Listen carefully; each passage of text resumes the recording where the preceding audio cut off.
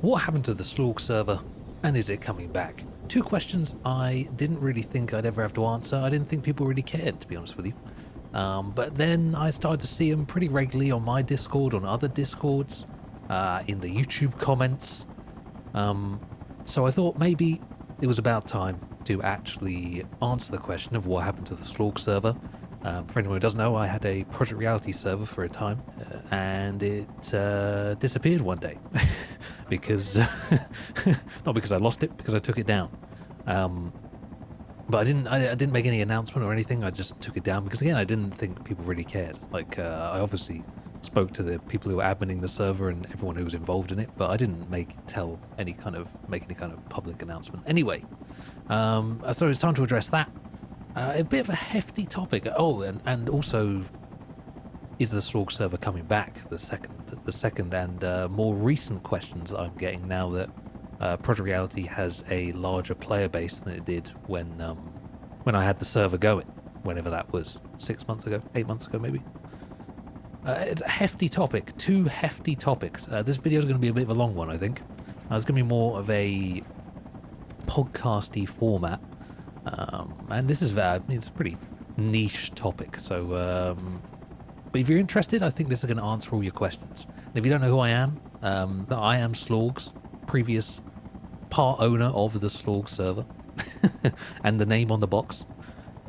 If you're watching this video, you've never seen any of my stuff before, this is a very weird video to start with. Anyway, it doesn't matter. Let's just get going. In the background, there is footage of me flying a transport chopper for a round, which I hope to be relaxing and just enough to keep your ADHD in check while not being too much that you get completely distracted from what I'm saying. Also, if you hear a lot of annoying beeps in the background, that's because I live opposite a building site, and they're currently in the scissor lift stage, where they drive scissor lifts around the building constantly. They beep when they go forwards, they beep when they go backwards, they beep when they go up and down, they beep when they stop.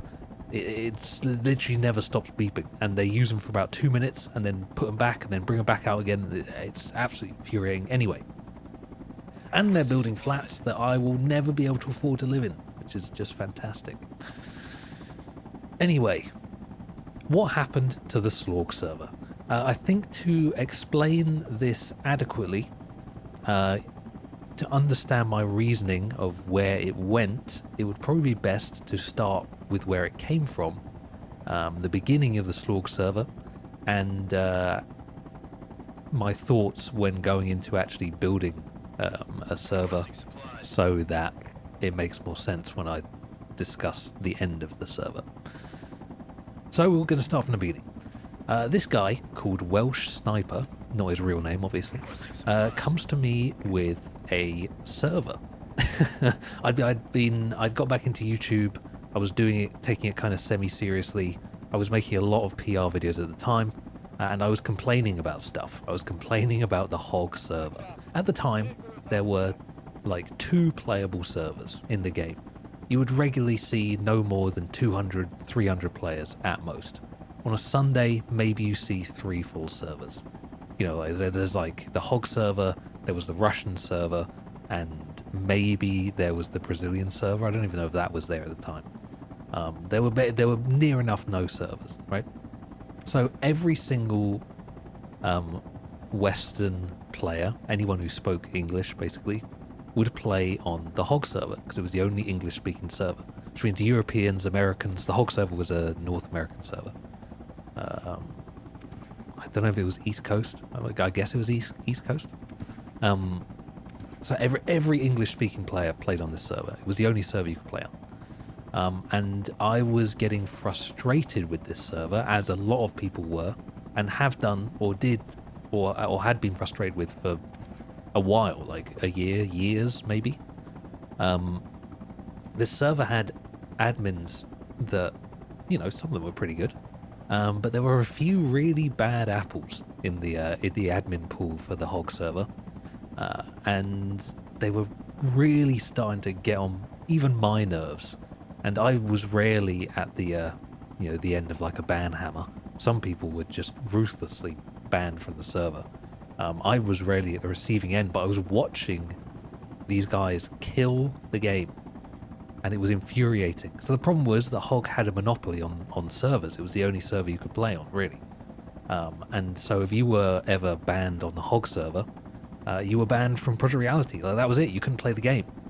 And what some admins on the Hog server got into the habit of doing was banning. There was no warnings. There was no kicks. You were just banned. Like, it was the only admin command a lot of these admins knew. They would just insta ban for ridiculous things. Like, the thing that pushed me over the edge was that one day I'm on this server, and I'm sitting there. I'm just playing the game.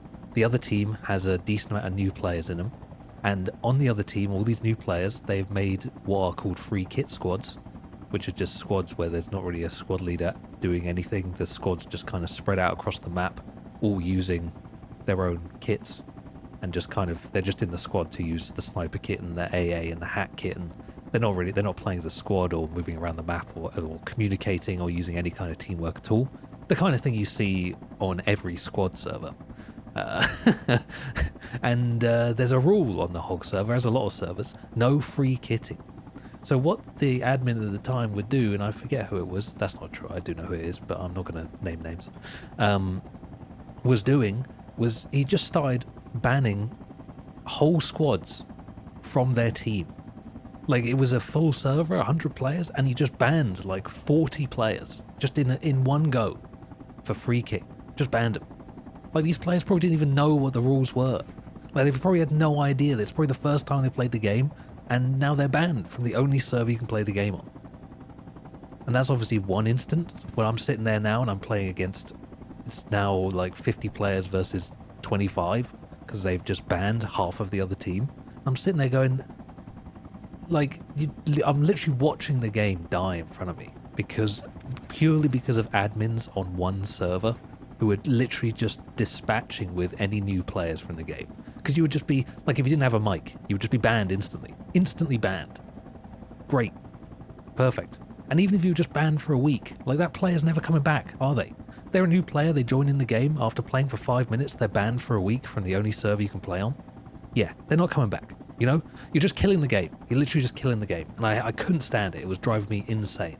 I got kicked for free kicking because I was using a sniper kit. You know? I got kicked from that server. And I mean, I think I got banned for 48 hours or something. Because I'm sitting in a squad. I'm literally going around with my squad, but I'm using the sniper kit. I get banned for 48 hours for free kicking. How are you supposed to use the sniper kit? You're just banning people for using the sniper kit? What a joke. What a complete joke. Anyway, it was driving me insane, right? And there were discussions being had by a lot of players about how the Hog server is just going to the dogs and the game is being killed by this server. And then my boy, Welsh Sniper, who's a guy I played PR with back in the PR glory days, when we were both like 15 years old or something. He comes back as a grown man, and now he works in IT, and he just happens to have a server, like, for free, that he's just got because of where he was working. And he was like, listen man, I've got this server, I've heard you've been having troubles with server issues, why don't I build you a PR server for free? And I was like, I wasn't necessarily at the time thinking I want to make a server, but if a guy comes to you and says, I can build you a server for free, I already have the server, and I will do all the tech stuff, I'll make it happen. I mean, what am I going to do? Obviously you say yes. So I said yes, and thus began the arduous, truly arduous process of making a Project Reality server. Right? And it is arduous, and you'll hear, I'll explain later how incredibly hard it is to make a PR server, and honestly why you'll probably see as few PR servers as you do. It is very difficult. They don't make it easy. So you obviously had to get a server license and stuff, and he sorted all that. And so we began working on making the server, right? And in the, behind the scenes, I'm starting to make preparations, thinking, okay, so what do I want this server to be? What is this server going to be? And I settled on the idea of making a server that essentially encourages new players. Obviously, you want your veterans in there, and you want to have, like, the player base that you want to play with in the server, but you want a server that has good admins, you want a server that encourages new players, you want a server that doesn't just insta-ban anyone for anything, you know? You want admins to be held accountable for their actions, you want actual processes in place so that, you know, certain offense is always a warning, and then 2 warnings is a kick, and then 2 kicks is a ban. Like, you want like an actual system. You don't want it to just be down to how the guy was feeling on the day and who you happen to piss off. You know, like, you don't want it to be like, well, you're friends with this guy, so I'm banning you as well because I don't like you. You know, that is exactly what you don't want. So with that in mind, I wanted to create an admin team that was entirely based in players that were unique to admins on the Slorgs server. That was the dream. I wanted to set up a system where there was a strict set of rules and there were strict punishments for each of the rules. So you're not getting banned for a thing that's only a warning, you know? You're not getting kicked for something that's only a warning, at least not with your first warning, you know? I wanted warns before kicks, I wanted kicks before bans, and I wanted an admin team that was constructed out of admins that were unique and, I don't think loyal is the right word, but admins that are like, I guess unique to the Slorg server, that are not admins on any other server. What you'll find if you play PR and if you're trying to set up a server, that while yes, right now the player base has increased, the admin pool will not have increased by the same amount as the player base has increased. Finding genuinely like good admins is hard. It's not easy. And I had a dream that all our admins would be unique to our server.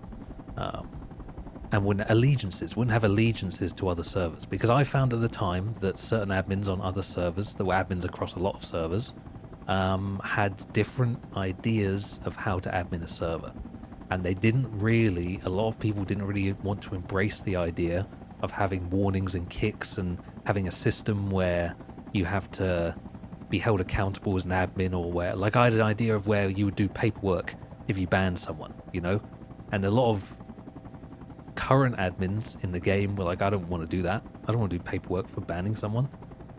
I was like, yeah, of course, no one wants to do paperwork, so you won't ban as many people. That was the idea. But there were certain admins that I think did not want to embrace that view, and that's fine. But I wanted to have admins that wanted to embrace that and wanted to, like, they wanted the server to do well. They didn't just want any server that they happen to be an admin on to do well. They wanted this server that they're an admin on to do well, because this is the only server that they're affiliated with, right? And you could also control your admin team much better. But the point is, the pool for admins very, very shallow compared to the player base, especially now. And so while my initial dream was to have unique admins to the server, it became apparent very quickly, and this was my first problem, that having unique admins to your server is near enough impossible in Project Reality, which leads to an issue where no matter what server you end up on, you seem to just end up getting treated the same way because it's the same admins across all the servers. And so your experience, although you're playing on different servers, tends to be the same because the admins are the same on every server, which is exactly what I didn't want. But I think I had to give in and just accept that we're going to have to split admins across servers, because I just couldn't find enough people. So that was my first problem. And if I ever had a Slorg server again, I would only ever do it if I had enough admins to have a full, unique admin team to the Slorg server only. But I think that is nearly impossible. Even with PR having 800 to 1,000 players a day, at the moment, I think it's still impossible. You'd need to train a lot of admins up, even if they were new players. It would be difficult. It would take a lot of time. But I'm getting ahead of myself because we haven't even set up the server yet. So, setting up this server is very, very, very, very difficult. The back end is really, really hard to work with, okay? Project Reality, if you don't know, can only run on a single core. So in theory, this means that you could have a very cheap server, because no matter how good your server is, PR only runs on a single core. So you can't get like an 8-core server and then split, as like a lot of other games will put their games, the games will run across multiple cores. on a server to spread the load. PR can only run on one core. So in theory, that should be a good thing, but in practice it became quite difficult because, and we'll get to the bigger issue of setting up a PR server other than the coding and the tech issues, which Welsh Sniper and a guy called Dr. Hacks later as well gave up their lives and sanity and huge quantities of their time to make this server happen. There's a lot of jank in the back end. These guys were telling me that Project Reality is not going to die because it runs out of players. Project Reality is going to die when the back-end server systems no longer work with modern tech, because PR is already barely working with modern tech on current server systems. So it's only a matter of time until it's literally unrunnable on new software or new hardware, and the game will eventually just peter out unless they do something to make it easier to work with on the back end, because it's really, really difficult. So turns out the biggest issue with PR is DDoSing. We had a server. Once we had it set up, we started it. We put it out there. We set up the server. We made it live. People started joining, and it didn't take very long until we got DDoSed. DDoSing, if you don't know, is basically people using, well, I actually don't know the technical the technicalities behind it, but I think it's bots or something. It's basically people spamming your server with connections and lagging it until it dies, which is a very common PR problem. A problem you don't have in or rarely have in games like Squad or something like that, but PR I think just has a few butthurt individuals who like to DDoS other servers, and also other servers that, and this is all rumors, but other servers that like to DDoS other servers so that you kill their server and then all the players join your server instead, which has been an accusation levied against many Project Reality servers over the years. I don't know how much has been proven or how much is true or lies, just made up. But yeah, there's a lot of DDoSing going around. So what this means is that although you could have a relatively cheap server with a single core, you actually need a server that offers DDoS protection. Because if you don't, you are just setting yourself up to be DDoSed into oblivion. Which is an issue because getting actual DDoS protection, it's not cheap. That's like a company... It's like something, DDoS protection is something that, like the Google servers have. It's something that you have if you're some big business. It's not something that you just put on your server that 100 people play an ancient video game on, which is another huge barrier to entry to actually starting a server, because you need DDoS protection. And another issue with starting a server, the tech side of things, is even if you get your server up with DDoS protection, you also need to run Mumble. Mumble, of course, is the software that Project Reality uses to create the in-game VoIP, the local chat, radio chat, all that stuff goes through a program called Mumble. You would think that, well, you have a server, you're only putting Project Reality on one core, so you can put your Mumble on another core, or you can put your Mumble on another part of the server. Yeah, you could if Project Reality worked like that, but it doesn't. It doesn't. If you put Mumble on the same server as your Project Reality server, your Mumble lags into oblivion once you hit about 50 players, which is another thing we found out once we managed to get the server running with a DDoS protection. So what you then have to do is you have to have two servers. You need to have one server for Project Reality and you need to have one server for Mumble, right? Which is obviously now you've got two servers, one of which is just running a VoIP program, and then you have to do the technical back end to make those servers both talk to each other and work together, which is a whole other thing. Right, again, another week of headache for Welsh and Hacks, poor guys. And then of course you also need DDoS protection for your Mumble server, because just because you have DDoS protection for your main server doesn't mean someone won't just DDoS your Mumble server instead, and they did. When our main server got DDoSed, and then we got DDoS protection for it, and then they couldn't DDoS the main server anymore, so they started DDoSing the Mumble server, and then we had to get DDoS protection for that as well. All of this costs money. It's not cheap. Compared, this, I have this my buddy Optic, right? This guy, he runs a ground branch server. And the way you run a ground branch server, right, is that you just have a computer and you download the ground branch server files and you put them on your computer. And then you have a ground branch server. It's as simple as that. You know? And that's how most servers are. The barrier to entry is not this high, you know? It's literally like, okay, I rent a server for 20, 30 quid a month. And I can just put stuff on it and then I can run those games on the server. PR is infinitely more complicated than that. So there's all that going on, right? But anyway, we managed to get that. DDoS protection, we managed to get Mumble DDoS protection. We got 2 servers now, both with DDoS protection, that is being paid for by me and 2 or 3 other guys. And now you've actually got your server when they've got to seed your server. And seeding is another huge problem because most people don't want to play on an empty server, they want to play on a full server. And most people would rather queue for a full server than seed an empty server. Which, to be honest, I understand. You come back from work or whatever and you want to seed a server. Like, do you really want to sit there and seed a server? No, not really. I've found that Project Reality, a lot of people are saying, well, there's more players now, so we should open up another server. I think a lot of those players would much rather not seed another server and just sit in a queue for a full one than actually commit to seeding a server. That's an observation I had when we were trying to seed our server.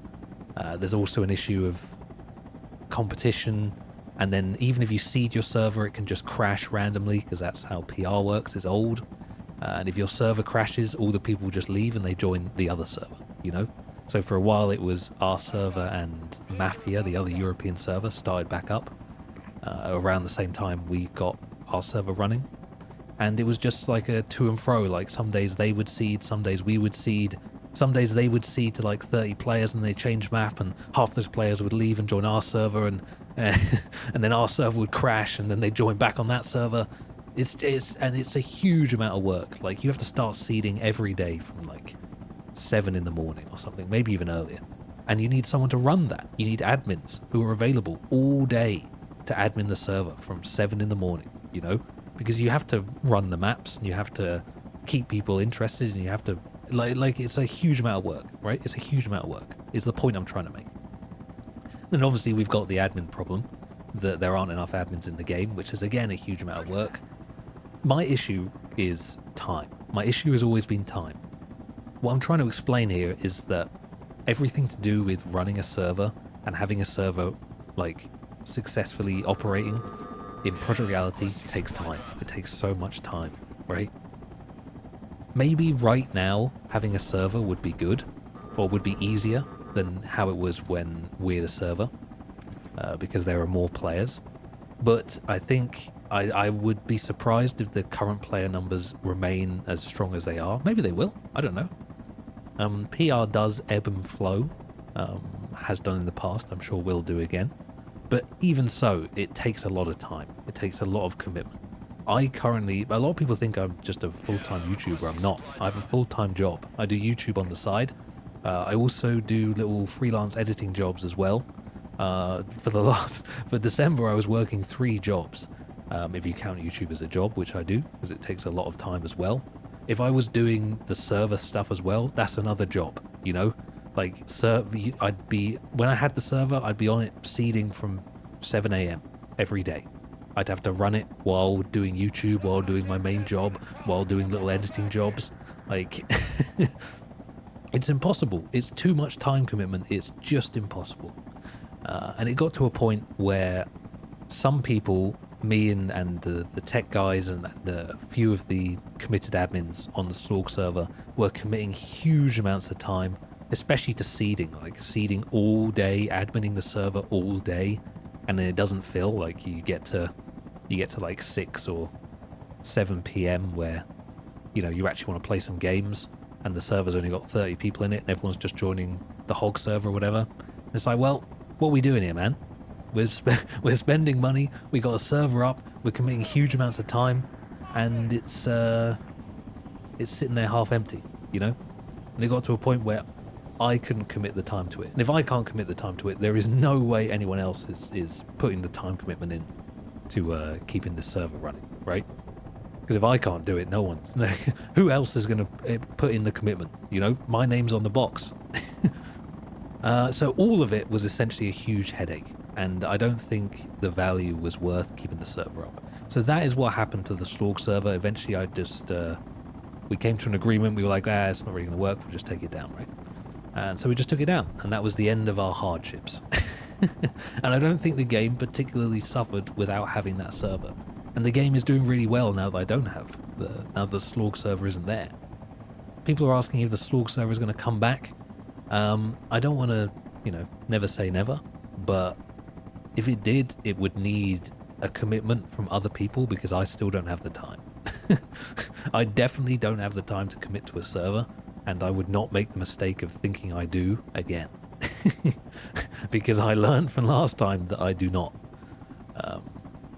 If there's a team of people that really want to have a Slorgs PR server, and they have the commitment to run it and manage it and have it, just take it as their own thing, and you can put my name on the box and ask me questions if you need guidance, or have me put up a framework of how the server should be, and then you run it. Like, that's fine. I'd be open to something like that, but it feels pretty unfair for those people. And maybe there are people out there who are willing to do that. If they are, maybe let me know. Maybe get on the Discord and let me know. But at the moment, it feels very not worth. As I've said, I think in a couple places, there are plenty of good servers available right now. There's loads of good servers available. You've got like 3 European servers to choose from. It's crazy. I've never seen so many European servers since the PRTA days, since Merck had a server. Like, it's been so long since I've seen 3 full European servers. Mad. And like a Russian server, there are 2. Sunday had 2 full Brazilian servers. Like, how mad is that? They're growing. They've doubled in size. Even Latin America has its own server. Mad. And I'm seeing a few other servers in the works, like some new ones on the way, who are adminning up, It's exciting times for Project Reality for sure. I don't personally see my Slorgs server as having a space in the current PR landscape, and I don't think it needs the space.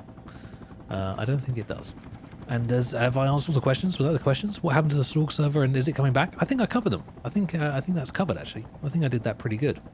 Yeah, I think the long story short is that I started a server mainly on the back of trying to do away with what Hog was doing to the Project Reality community. Like, I started a server to try and push the game into a new direction where we're not just banning every single player for everything. And for a time when the server was running and we had like some successful weeks, I think we did that. I think we did it well. But overall, Hog ended up being the server that always ended up filling anyway. Hog always ended up being the server that had most of the veteran players in it, regardless of our admin decisions. And at the end of the day, we had to share a lot of admins with Hog because there weren't enough unique admins. So, it's a difficult problem to fix. It's a difficult problem to fix. Even today, all the European servers share admins with all the other European servers, Like, some people are just admins on every server. And it means you just get the same experience on every server. Yes, so there are my caveats for bringing back the Slorgs server. I would need a unique admin team and a person or group of people committed to running the show, and if those 2 things are met, then maybe we bring it back up. I feel like we still have the server files. I feel like we can make it, bring it back to life. I don't think it would be as hard as making it the first time. Although, as I say this, I can already hear hacks in my voice in the back of my head telling me how terrible this is going to be and how much of a bad idea it is, and how we absolutely can't wait to never, ever, ever work on a Project Reality server ever again. Yeah, I don't know how to end this. I don't even know how long I've been going. 30 minutes? Not bad, not bad. I hope that answers your questions. If you have any more questions, put them in the comments, I guess. And I'll try and answer them down there. In the meantime, I hope you enjoyed my flying. A lot of people don't know I can actually fly just fine in this game. I think I don't know. I'm probably gonna have to speed up the background footage maybe a little bit. I do get shot down by a rogue AA rocket. In this game, my Osprey pilot takes the Osprey. He almost crashes into me with it deliberately, and then he kamikazes it into the enemy trans chopper and celebrates it in the chat. Cool, man. Cool. Man, this wouldn't have happened on my server. All right, I've run out of things to say. Thanks for watching. I hope that answers your questions. This is a bit more of a niche video.